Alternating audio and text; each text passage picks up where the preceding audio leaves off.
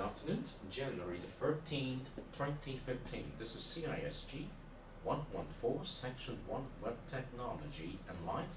This is the first class in the second week of the semester. So let's get started. So welcome back to today's class. This is day number 3 if you look at the calendar of this semester. So this past Monday, I sent out a teacher's message. So I hope you've already finished reading the teacher's message. Basically, I just try to make sure that you understand what is expected of you in the second week of the class. If you look at this teacher's message, it said, I expected each one of you to have finished reading the following links in the semester, which will give you a very good understanding of what is expected of you. And particularly speaking, if you look at the submissions link, okay, I think I've already changed it. Okay, the submissions link, here we go. So, yes, I did. You have 3 submissions throughout the semester.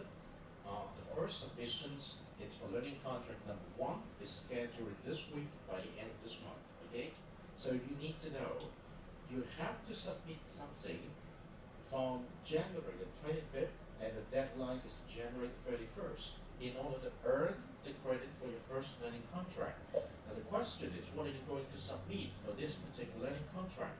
So you need to click into this link, okay? When you click into this link, you were reminded that in the first learning contract, you have a number of items to submit.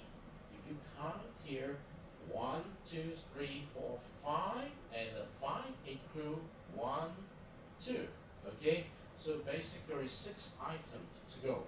So the first item is called an online journal. So what are you going to do in the online journal? Basically, in each week, we are going to give you a reading list. And in the reading list, you have at least 1 or 2 questions, or more than 2 questions to choose.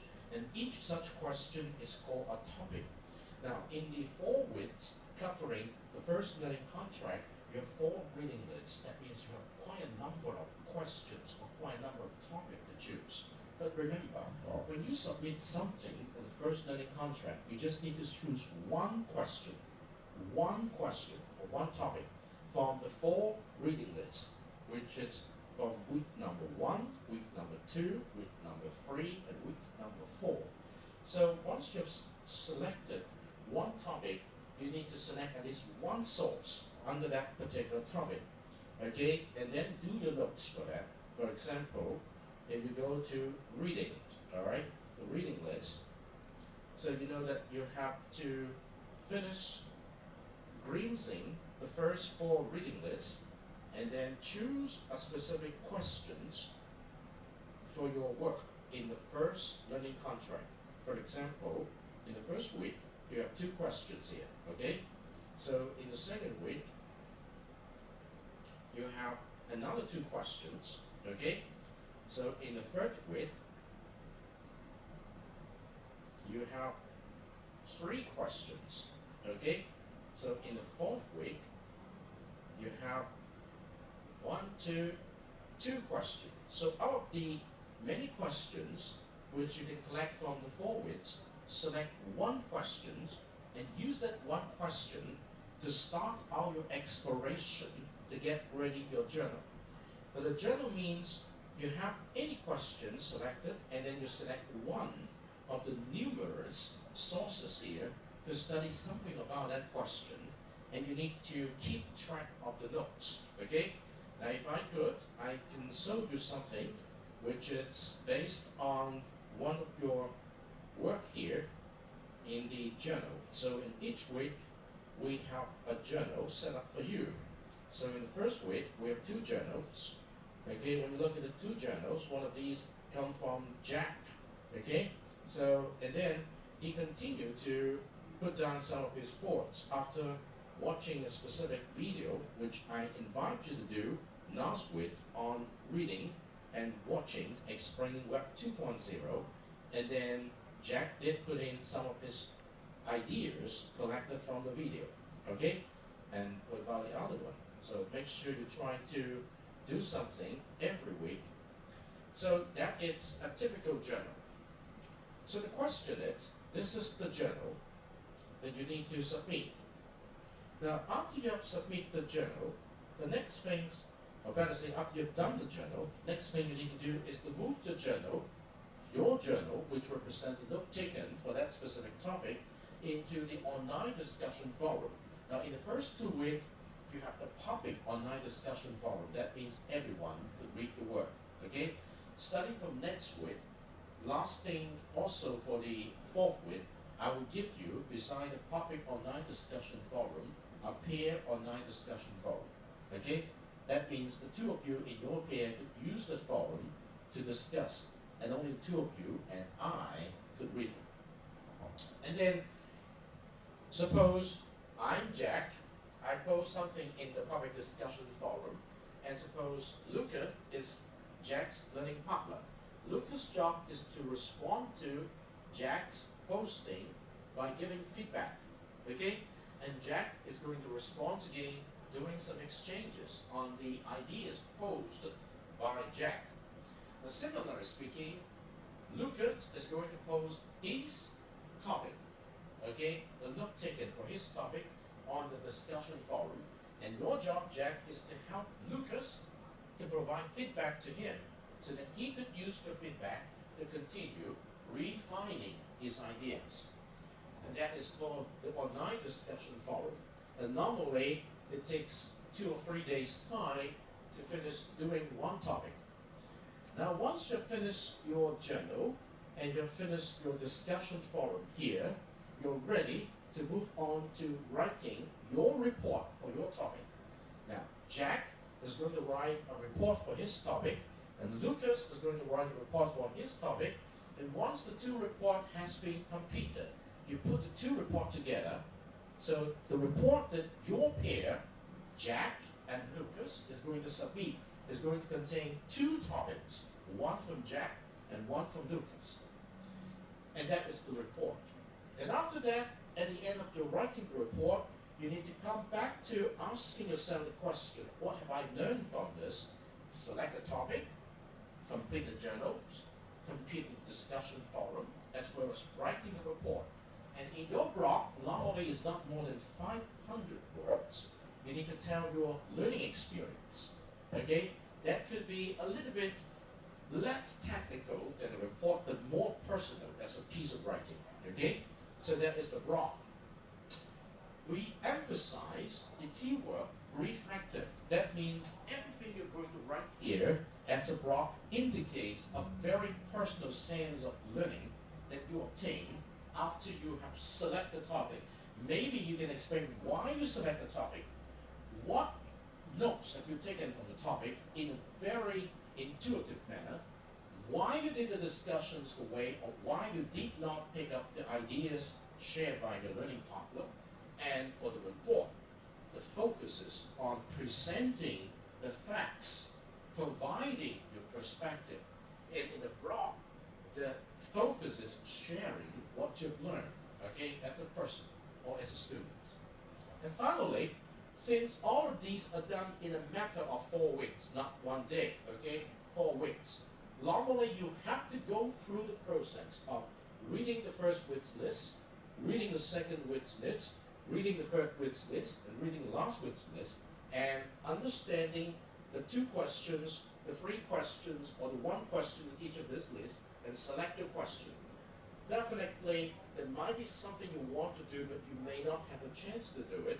So in the proposal, you are invited to provide an extra topic that you want to elaborate on, with the name of the topic, with a set of 3 essential questions, with a set of 3 to 5 essential references, and with 1 single paragraph which explains why the topic you want to do is important.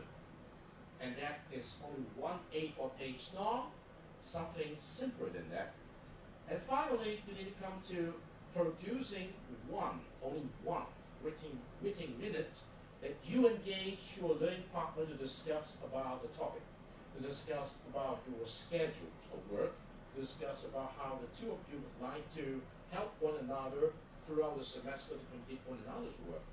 So that is called a meeting minute. We have a format on this.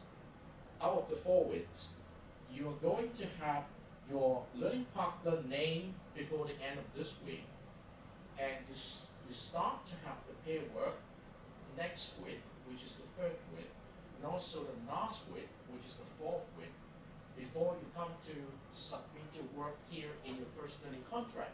So basically you have 2 weeks time interacting with the learning partner here, which means you have 4 times of contact in class and as many times as you believe are important outside the classroom, particularly through the Moodle environment. Okay?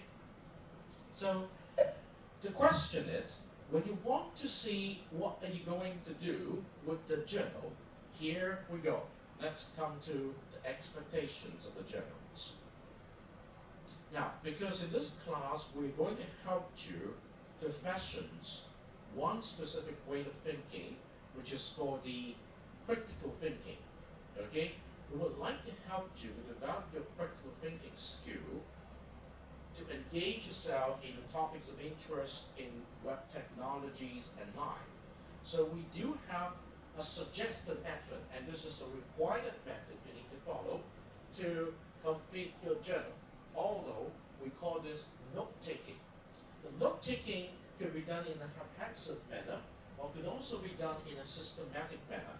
So today, I'm going to emphasize a rather systematic method of note-taking, and I call this the OIA method. Okay? The OIA method is a very systematic method of learning, and also it helps to develop in you, each one of us, a disciplined way of thinking. A disciplined way of thinking. It starts from a very intuitive approach. Whatever you're going to read, there is something out there you want to pick up some information about that. And we call this observations. You observe about a topic in the context of a question. And the question, in all the questions I provide in this course, I start the question with the keyword what. What. Okay? What tells you about the content of something. So your observation step is basically to discover the information material from the topic. You select, such as reading an article, which could be one source, watching a video clip could be another source, or listening to a speech could be yet another source, as well as many other forms of information. So the first step that you have to go through in the context of writing a journal is to discover from the topic you choose. As I said, you choose a question. You choose one source from the many sources underneath a question, and then you start observing. What is meant by observing? Read through the information. Watch through the information. Listen through the information. So do not try to memorize. Okay? The idea is not to encourage you to memorize everything you read, or everything you watch, or everything you listen to, but have a feeling that after you've gone through that, what can you discover from that piece of information, something that you believe is important. Now that is a personal judgment, okay? You need to exercise your personal judgment on going through a piece of information, be it is an article you need to read through them, be it is a video you need to watch them, be it is a speech you need to listen to them.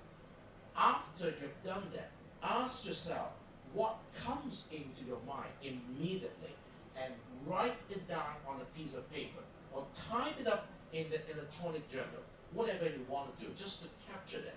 But do it immediately after you have done the observations. Normally, it does not take long. Okay, this is the easy step, but you need to come back to that. Now listen, the second step is, once you have joined down something, after you have read an article, after you have watched a video, after you have listened to a speech, try to come to the interpretation stage, which is look at what you have wrote down and ask yourself the question, what does it mean? Okay? What does it mean? It's the basic question, the answer, the keyword analyze, the information discover from the topic selected. What it requires of you is sometimes you want to go a little bit further to discover more information from other sources for that specific topic. So normally you want to go back to the observation stage, look it up from other sources to see if you could pick up something more. And the requirements for a journal is if you can find at least 3 other relevant sources, it will be good enough. Now you can definitely go to number 4, number 5, but normally 3 other relevant sources will be good enough for you to do another round of putting things together. So what are you going to do? It's you try to come up with some essential questions for the information you discover, and you try to come to discover more by identifying 3 other relevant sources for the topic of interest. And you put such information into perspective. What does it mean? What does they mean? Okay? If you want to answer this question, the next thing you need to know is the term issues. Issues mean a learning item that must be handled in order to answer the questions you have discovered here in the I step. What it means is you are learning how to narrow. Nail down means narrow the issues related to the topic you choose. Okay? And such issues will become further questions or concerns when you try to present what you want to know. Now, this method, it's a very important method in the context of the first learning contract, because the theme of the first learning contract is called IBL, inquiry-based learning. Now, what does it mean by IBL? Questioning to understand. Okay? So, how do you question to understand something? I want you to start with your topic of interest. Although we are all in this course for web technology and knife, we need to start somewhere. So in the reading of the first week, you discover that we have given you the specific information on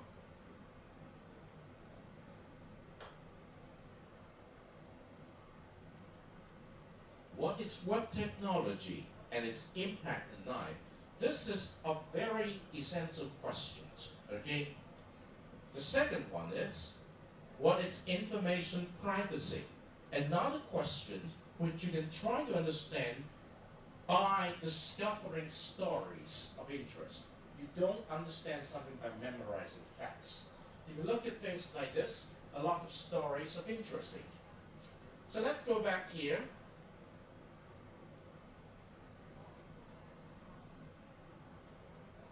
This way. Not this way. Not this way. Yeah. We have an extra here.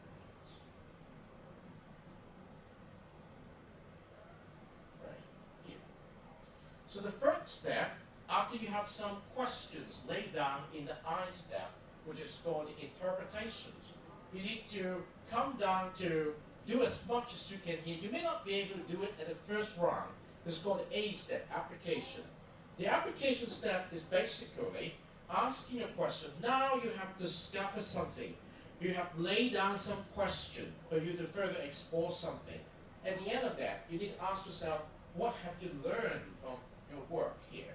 So you need to try to put things together and create stories of your learning that you can share with others. For example, if I work as a reporter, I was sent out to collect news numerous times a day. And every time I would get to a news gathering site, I'm going to ask the essential question: what has happened? Who is involved there? Why it happened? When did it happen? What does it mean for other people? And then as a reporter, you put it down in your notebook, and then people will come to you and the news of what have you discovered? Well, I have discovered that at 7 o'clock in the morning, this Macau time, a bomb was discovered in this residential area. And people report to the police, and all the people start to evacuate. Now the bomb has not exploded yet, but police has sent people here to look if this is really a bomb. If it is, they're trying to handle it. Okay, this is a story. So what have you learned from it? People should not come to this region. Avoid getting back home here until the police have cleared the scenes. Okay, you start to collect things from this. Observations, interpretations, and applications. Extracting the lessons learned from your discovery, from your analysis, and from your further inquiry, which means questioning the essentials of the topic selected, and you try to put things into perspective useful to help others to understand your topic so that you can benefit others and also yourself when you continue to explore the issues. Now, what does it mean? When you write a journal, I want you to fashion your discovery of your journal topic in the context of O, in the context of I, and in the context of A. Now, think a little bit about this. Okay? Think a little bit about this. I'm going to show you an example. Think a little bit about this. Let's go here and try to see the work done using Jack's work, okay? Alright, this is Jack's work. Oh, this is actually my work here. Let me just go to Jack's work. Okay. In this particular work presented by Jack, he has done a very good work. He's telling us he has done something called discover something called what is web technology, and also discover something what is the impact of web technology in our living. And you got some point by point information. What you need to do is to restructure this, okay? So underneath this you have the observations, then you have the interpretations, then you have the applications. And under observations, you can number them. 1, 2, 3. Under interpretations, you have question 1, you have question 2, you have question 3. And under applications, you have story 1, story 2, story 3. What is meant by a story? Lessons to be learned or lessons learned. By going through this exercise, you are putting yourself into a very interesting challenge that you don't just copy and paste. Okay? You are actually processing your information collected and put it into the perspective of this is my observations directly taken from the source. This is the questions I want to ask of the observed information. And these are the lessons I can learn from my interpretations of my observed informations. Then you're doing something original, just like a reporter when he picks up the microphone. He is not just telling you facts, he's putting together a story which, when he reports on the TV or the radio, we can understand it. We gather the facts, we understand a little bit of the warnings, we understand the importance of what to do, what not to do. Okay? So this is what is meant by a journal. So in the context of writing a journal, what's the most important things to do? You need to select a topic. to start with. Select topic to start with. To select a topic that could interest you in the context of web technology and life. Okay? So understand the meaning of that. I have already given you a framework. The framework is the reading list, and in each reading list, some questions. But if you believe that I have not given you a question which is within the framework, but you have a better question, use your question. But you have to find some more sources on your own. You understand the meaning of that? Okay? That is called a journal. Now, once you've done a good journal, it's time for you to share the journals in the context of O, in the context of I, in the context of A, in your discussion forum. So your learning partner is going to comment on your O, if he or she is willing to read the same source of information you got. But if he said that, oh, I trust that you got everything right in your O, let me just comment on your I. It's fine. Why you ask this question? He might ask you. And he would like to say, oh, your question is excellent, but let me just comment on your A, the application. Why you say you learn this from that? How can you demonstrate that you need to do a little bit more? So a journal is basically the first important process you need to go through to train your critical thinking based on a topic of interest, based on reading, or better say, discovering the information from your sources. And the most important thing is you must cite your sources. Once you discover information like this, when you cite a source, allow me to say, it's not enough to say it's from Wikipedia. You must provide a link of that page here. Okay? And normally, Wikipedia are done by individual persons. You can also discover who wrote the information. All right? And one of the rules of Wikipedia is they have a lot of references at the end. The best thing is you also quote some references directly from that page. That will support you a lot. All right? So, having said that, you understand that is the expectations, the O, the I, and the A format. All right? I've just given you this, so it's very important. I give you the important hints that you need to submit your first set of items by the end of this month as your learning contract number 1. And I told you today that you need to start with selecting a topic and then come up with the journals of the topic, and that is the format. All right? I will give you typical examples of that in the discussions forum later today. Okay, now let's get back to the business of today. What is IBL? I want you to pay attention now.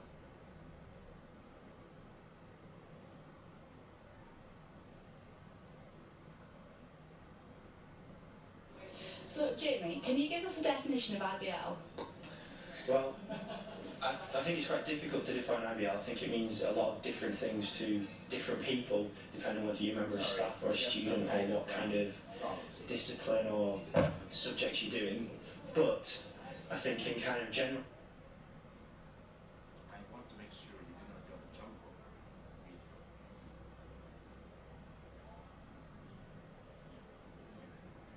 My computer is not listening to me.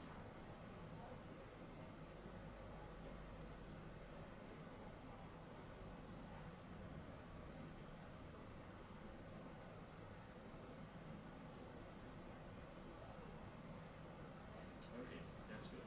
Now let's do it again.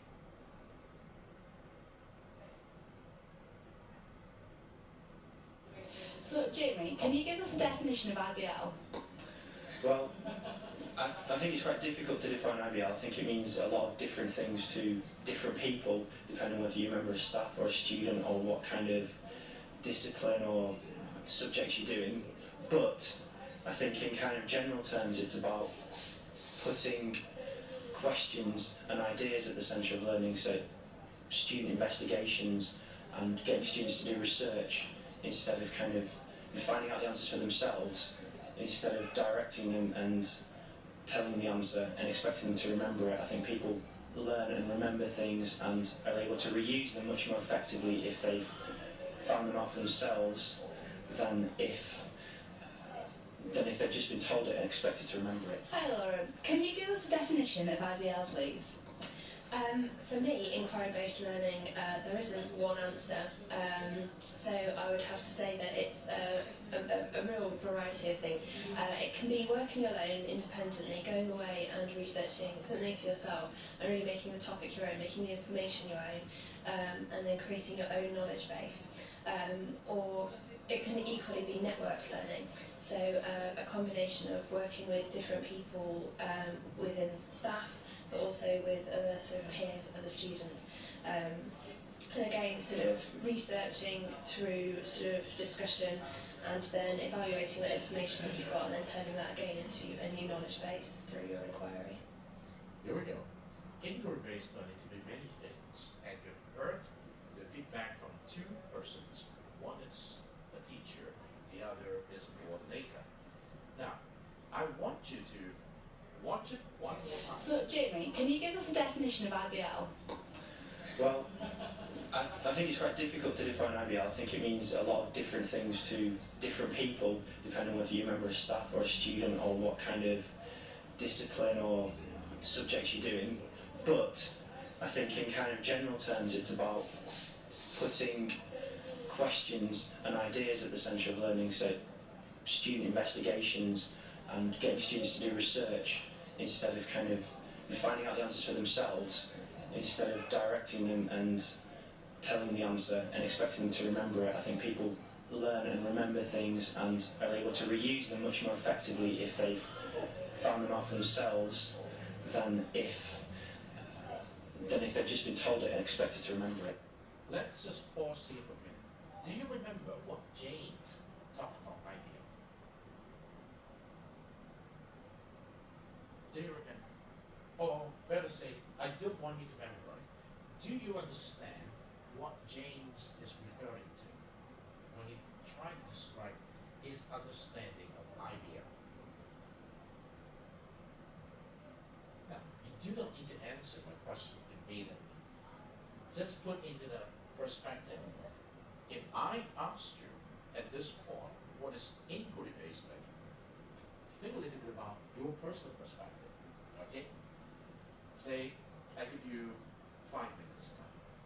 You can put it down on a piece of paper, or you can just use your understanding. I'm going to show you what the other Lawrence is going to talk about. So just think a little bit more. It's 3 minutes, okay? It's important that you have some time to precipitate your ideas. Now this is important because I just told you the meaning of writing a journal using the OIA, and I told you that the OIA is one example method that helps you to develop your critical thinking. And when we talk about critical thinking, we're actually referring to learning paradigm, or rather say teaching method, which is called IBL. All right? What do you think? If you want to say something, you just let me know. Okay, I could pass you the microphone. Whatever it is, there is no such thing as right or wrong. It's very important that we get started with proper perspective.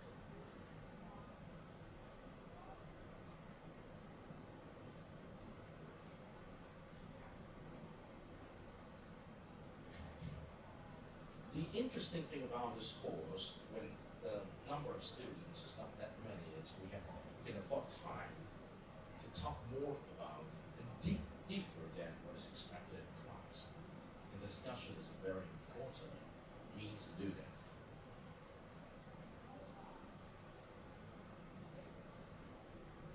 So Jack, what do you think?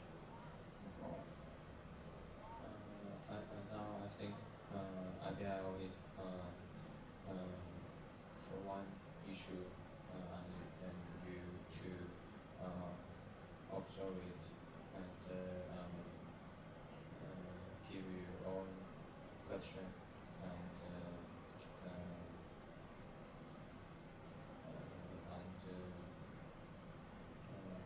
your personal way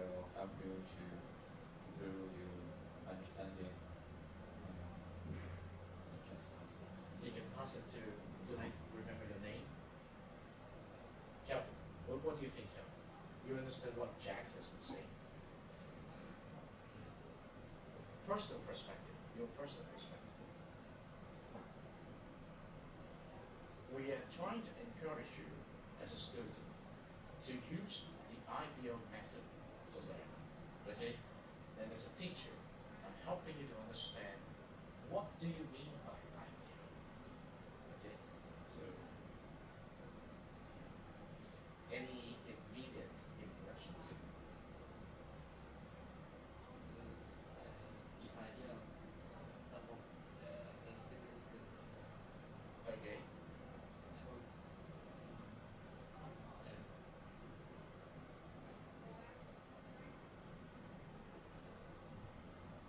Have you ever got into situations like this?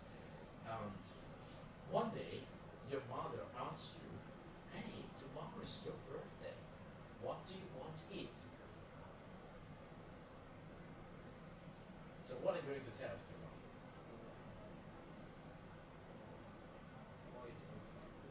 Everything is okay, right? So, okay, that's one interesting question.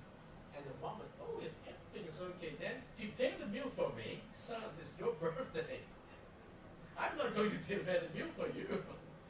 Okay, the idea is very simple.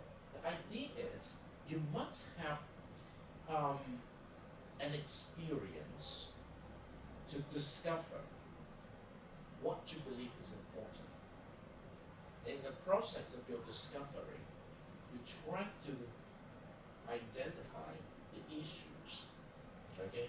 The issue means what are you supposed to learn from this? Okay?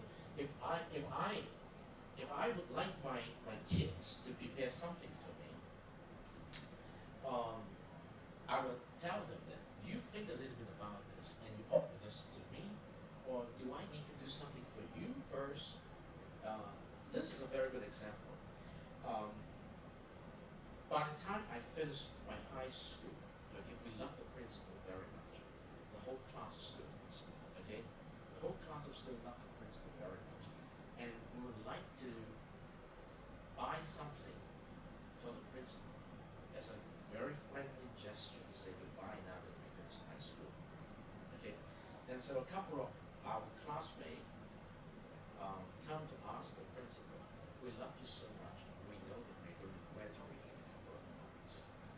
We want to buy you something as a gift of Thanksgiving for the work you did for us." And then definitely what we are looking for is an answer, right? An answer from the principal. "Oh, I love this, so maybe you can buy this for me." And do you know what he said? The principal said, "Thank you. What I would like to have, I got it already. What I don't have now, I don't need it." You understand what it means? What I would like to have, I got it all already. What I don't have, I don't need it. Thank you. It's a situations where we need to learn how to think through. If you want to buy something, it's a very simple gesture. If you want to expect it's, "Hey, maybe I like a bicycle, maybe I like a computer," and you guys are going to buy a bicycle and computer. But when the principal said something like this to you, is helping all of us to learn what's the most important for him and for you. Okay? So I think the most important thing here is when we talk about IBL, we're giving you a chance to design what you want to learn. But in the context of, we also want you to learn a disciplined method to achieve your learning goal. You can select what you want to learn, but you need to learn the method to get to your learning goal. Okay? But in the process of doing that, you have to decide what to do. You understand the meaning of that? Now this is my immediate impressions about if I want to help you understand what is meant by IBM. Okay? Maybe you can pass it to Lucas. Let Lucas say something about this.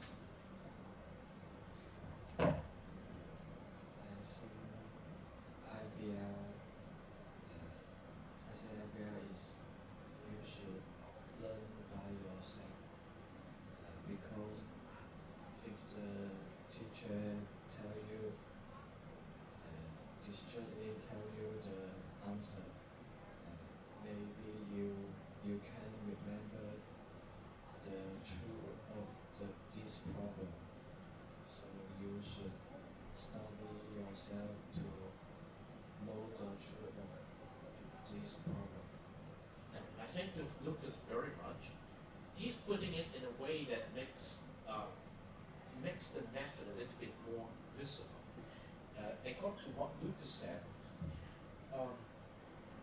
we need to learn something by ourselves. Now this is very true. Do you understand what is meant by first-hand knowledge and second-hand knowledge? First-hand knowledge is your persons encountering a situation and you know what to do the best. The second-hand knowledge is we teachers have to do a lot of second-hand knowledge for our students because normally we do not create the knowledge ourselves. Okay? But we learn something before you a lot more earlier than what you do. So, and because of that, we have the credentials now that we could try to pass it on to you, the knowledge you're supposed to learn. Now, if I consider my role as a pass it on person, what I need to do is to make sure that in each class, I just need to transmit to you the knowledge you're expecting. That is what the curriculum is all about. And when you do the major courses, this is what your major course professors are doing in every class. But in the context of general education, the content is also very important. But besides the content is the process. And during the process, I try to reduce my role as a second-hand pass-it-on person. I want to enable you, each one of you, to be the first persons to encounter what you discover, and that is your knowledge. You own that knowledge, not me passing on to you. Okay? Because the content is what you discover within the framework of this course. So it's legitimate. Now let's listen to Nora. Hi Laura, can you give us a definition of IBL please? For me, inquiry-based learning, there isn't one answer. So I would have to say that it's a real variety of things. It can be working alone, independently, going away and researching something for yourself, and really making the topic your own, making the information your own, and then creating your own knowledge base. Or it can equally be network learning, so a combination of working with different people within staff, but also with other sort of peers, other students. And again, sort of researching through sort of discussion and then evaluating that information that you've got and then turning that again into a new knowledge base through your inquiry. Okay, what Norman said, it's something echoing what Lucas said. You need to do independent study. But normally, once you've done your part of the study, you need to participate in some kind of exchanges with people to test out on what you've learned from this. And the process of doing that, it's called a research process. I think the key thing for... We're not going to watch this. This is another very interesting thing. All right, so allow me to say we're going to test it out on to see if it works. Let's try a little bit. I'm going to let you watch 8 minutes of a very interesting documentary. And I want you to exercise what I have introduced to you this morning. Now you're going to do IBL to extract what you're going to learn from this first part of the documentary. Observe, ask questions, interpret, and ask what you can learn from this 8 minutes of video, okay? All right, let's go. Get ready. This is a documentary produced in 2010 that described the digital nations phenomenon in the United States. And what you're going to see in this documentary, 90 minutes documentary full, is about teenagers in college years and what they encounter. But now we are not going to watch all of this. We're going to watch only the first chapters of this, all right? So let's go for it.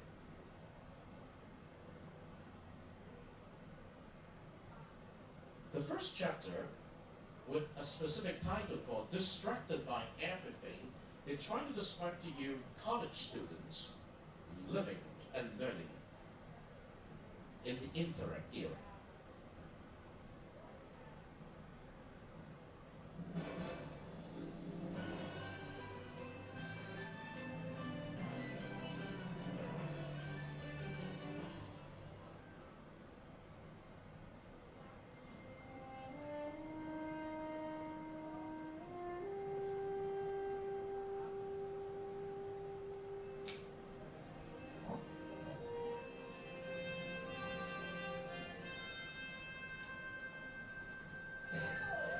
2007, Frontline broadcast a film called Growing Up Online.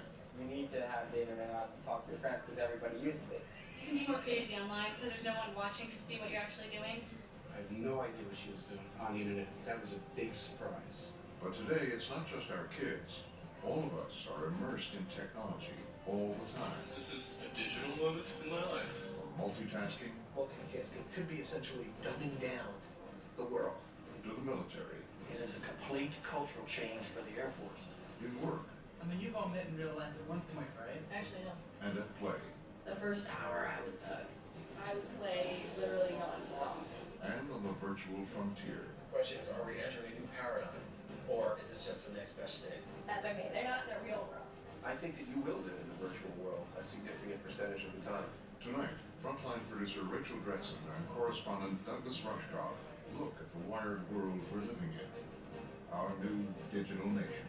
I kind of want to push the pause button and everything stops and we can look and say, just what's going on here?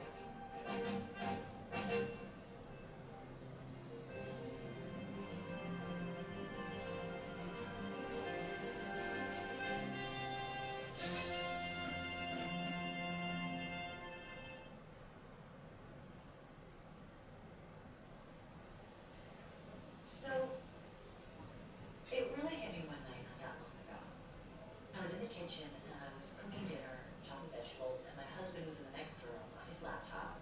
And across the table from my husband was my oldest son, who was also on the laptop doing his homework. And my younger kids had picked up my iPhone and a friend came on or something. And, I don't know, it just hit me. We're all in the same house, but we're also in other worlds. And, no, it just kind of snuck up on us. I didn't see it coming.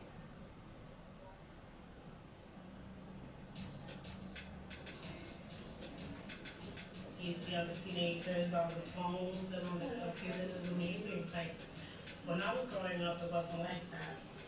I just remember when I went on my honeymoon 25 years ago, we were away for 2 weeks and we didn't know anything that happened in the 2 weeks that we were gone because we were on vacation. And that simply doesn't happen anymore. We now have these tools to reach so many people, and all of a sudden we look around and say, well, now what?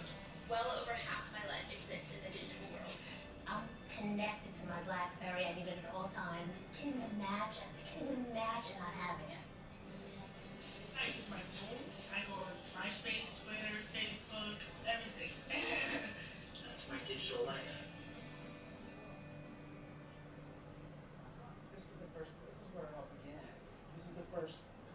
When I started this project, looking at life in the digital age, the first person I turned to was my friend Douglas Rushkoff, whom I've worked with on 2 previous films.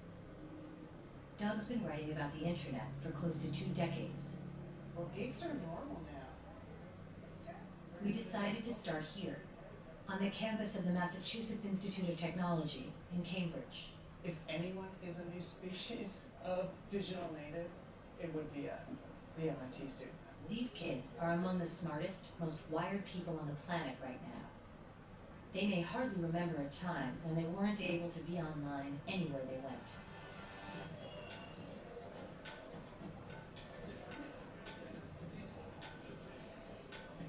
I have 3 tests this week. Everywhere you go on this campus, kids are looking at screens, sometimes multiple screens. Do you want an email back? Take Eliza. She's 20, mechanical engineering major, and completely wired all the time. Stayed in beta for as long as Gmail stayed in beta, like a decade. I have a few friends who, if they hear the word BlackBerry, they think of me. Like, I'm never off of it. It is glued to me. When it's more than arm's length for me, I start to get panicky. It's very disconcerting. I'm like, I'll pull it up and show you, and I don't even send it to you. Are we G-Chat buddies? I'm always IMing or texting or things like that. Always checking my phone, taking care of other things while I'm doing something else. You are talking to your friend at the same time you're talking to your other friend, at the same time you're emailing another friend about what you're going to do tomorrow night. Classes here are fun. We kind of understand that too between each other. We're all so busy that it's okay if I'm talking to Murph right now and his BlackBerry goes off and he has to start going on. I'm like, well, that's okay because I'm going to do that to him anyways. So it's a mutual understanding. Where are the girls tonight? school, I think, is kind of the same. Like, you're paying attention to the class, the professor, you're emailing another professor, and you're looking at something else. Nobody who's been teaching for 25 years would say that our students aren't different now than they were then. I mean, they need to be stimulated in ways they didn't need to be stimulated before. Sherry Turkle has been teaching at MIT for more than 30 years. Every professor who looks out onto a sea of students these days knows there's email, Facebook, Googling me, Googling them, Googling their next door neighbor that's happening in the classroom. Like most universities, MIT allows laptops in its classes at the professor's discretion. I mean, it even changes how teachers teach, because now the pressure is on teaching kind of scintillating PowerPoint things that will distract them from the web. So you've hit on most of the key points. There are two sorts of things you can test students about. You can test how well they're paying attention in lecture, and you can test how well they're absorbing information from the readings that you assign. And I don't think they're doing either of those things well. I have no idea how that's possible. I just gave my class a midterm, and I was really asking obvious questions like, had they been attending carefully in lecture, and had they been doing the readings carefully? Everyone should have gotten 100% on this exam, and the mean score was probably about 75%. It's not that the students are dumb. It's not that they're not trying. I think they're trying in a way that's not as effective as it could be because they're distracted by everything else. I teach at MIT, I teach the most brilliant students in the world. But they have done themselves a disservice by drinking the Kool-Aid and believing that a multitasking learning environment will serve their best purposes. There really are important things you cannot think about unless it's still and you're only thinking about one thing at a time.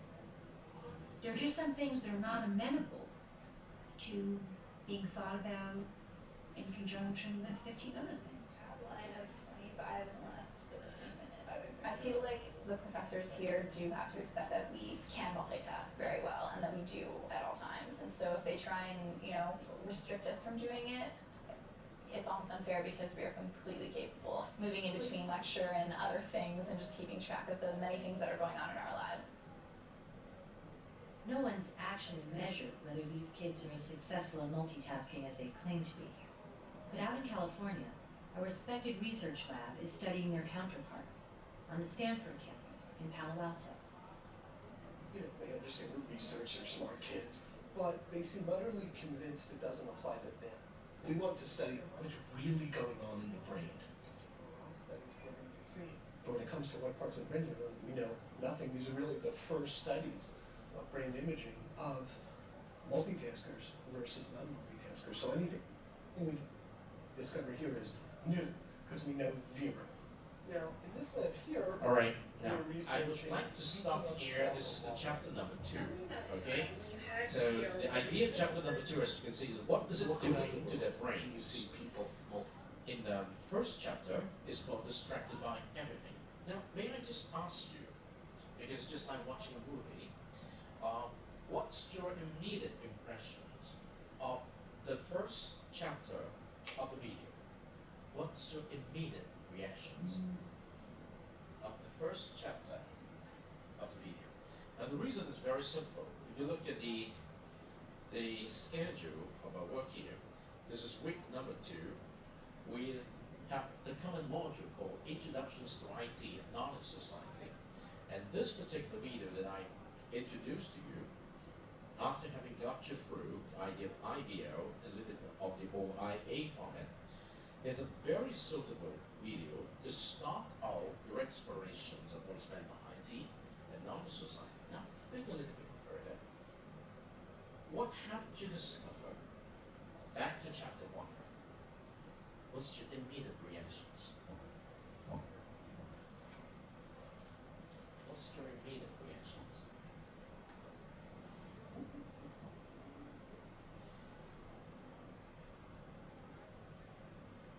Lucas, can you share with us? What images keeps in your mind? What images of the first chapter? It's about 8 minutes time. Occupy It's okay. What's the images?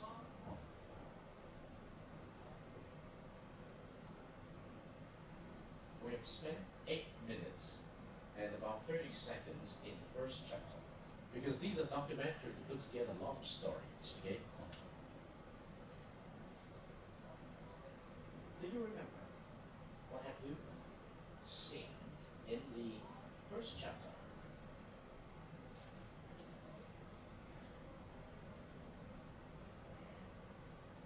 Let's see. This is the second chapter.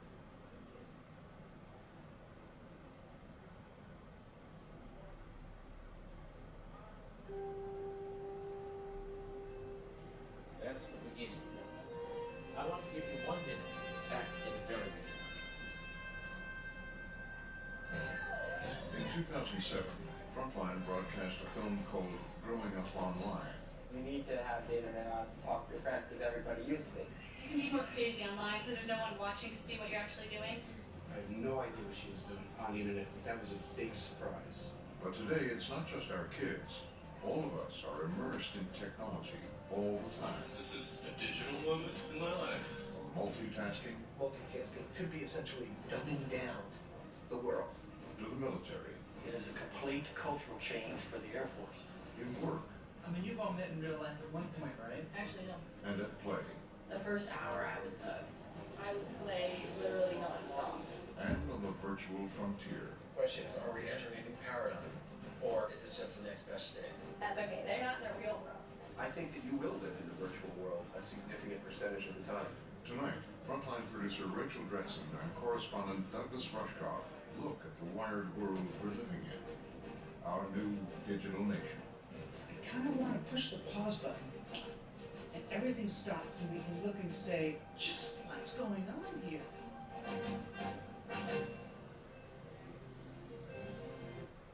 Now in this 1 minute and 43 seconds, they have actually given you a preview into the 90 minutes documentary in different topics, okay? That is what we call the part introductions of the whole documentaries. Now, listen to the second minute, okay? We try to do it minute by minute. Now pay attention. This is the second minute where you can extract something to help answer the questions I posed to you.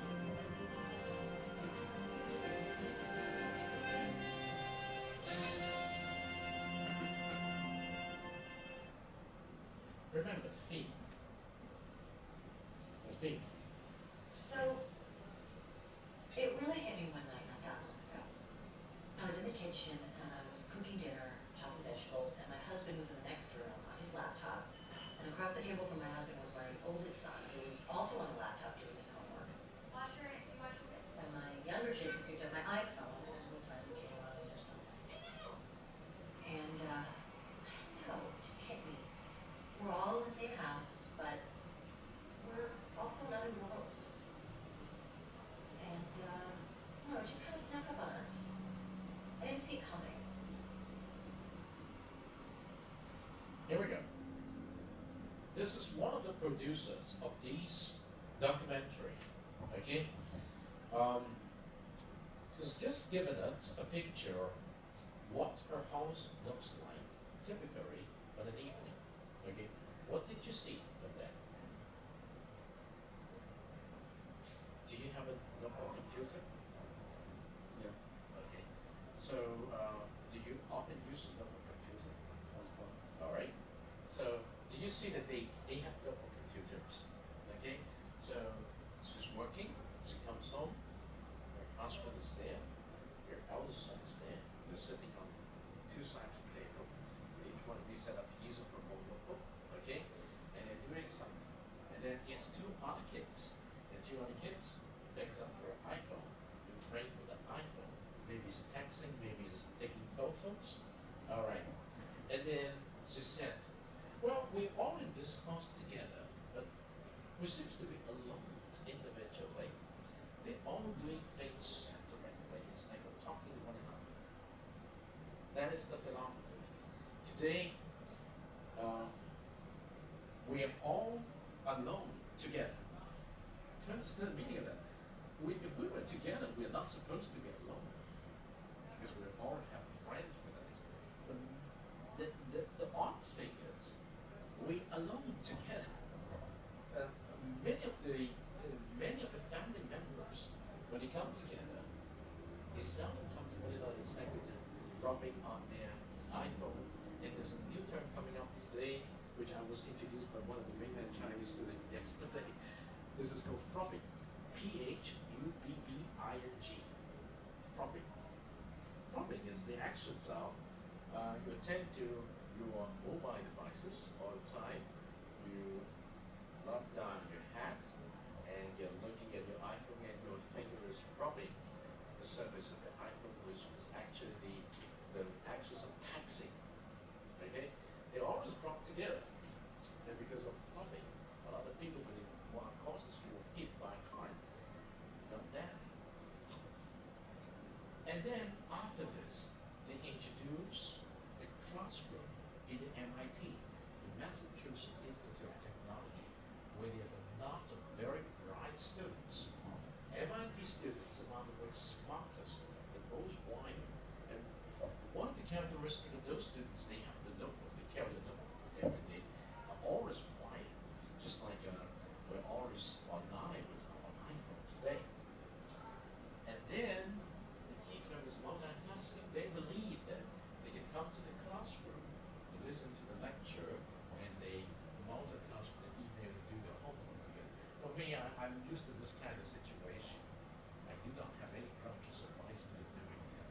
Many teachers at this university are still against it. They require that all the students, when they come to the class, they should not turn on the notebook. They should put away the mobile phone. But ironically, in this class, I need you to turn on your mobile phone and turn off the notebook because you need to do discussions, just like last time. Like that. So the question is, distracted by everything, it's a typical phenomenon today of living in this web-oriented world, where we seem to be so much aloof from our close friends and our families, because they each are so much engaged in doing their own thing through the devices. Okay? We're talking about introductions to information technology this week, and we also would like to associate a phenomenon with knowledge society. So the question is, does it mean that living in a knowledge society, we are almost all the time connected in such a way that we become wired to receive knowledge? I do not want to put on you my answers. That's why I want you to watch this documentary. Okay? And just like last time, put down some of your thoughts after you watch the documentary. Now, if you cannot watch the whole 90 minutes documentary because it's long, watch one chapter, write down your thought for that chapter. Altogether, there are 8 chapters there. Okay? So, before you come back on Thursday or on Friday, at least watch this chapter. Okay? And put down your thoughts in your discussions forum or in a journal. Can you do that? That is very meaningful. Okay? So I think I'm going to stop it here today because I have given you enough. First of all, I've given you the reminder that by the end of this one, you need to have the first submissions of your learning artifact, the learning contract number 1, and also given you, when you write your journal, learn the OIA format, which is a very important method to train you to have critical thinking. And then I also invite you to look back on the theme of this first learning contract, which is called inquiry-based learning. I've shown you videos on a teacher's perspective and a student helper's perspective of what IBO is all about. And then we come to introducing to you this documentary produced by public broadcasting stations in the United States called Digital Nations. Now this one is produced in 2010 and is a sequel to this one produced in 2007.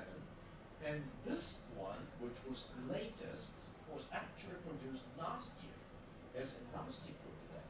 So the 3 documentaries are very meaningful to understand the phenomenon of information technology and knowledge society. Okay, they put a lot of stories together. So before I let you go, allow me to take attendance for today. I just have 3 students today, okay? And let me see. All right. So Alice is not here today. Ruby is not here today. Jack is here. Calvin is here. And Lucas is here. Okay? Thank you very much. So this is the attendance for today. So if you have any questions, you can put it in the discussion forum. I can help you answer. We can put together a forum discussions for all of you.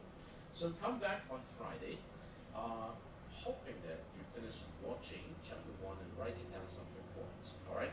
Now remember, if you happen not to be able to understand all of these, the transcript and the stories here will help you out. This is excellent education material to learn IT and information technology as a response society. Okay, that's it for today. Thank you. You're free to go to your next class. So that's it for today's CISG114, Section 1 Web Technology and Life on January the 13th, the second week of the semester. Until this Friday, stay in tune.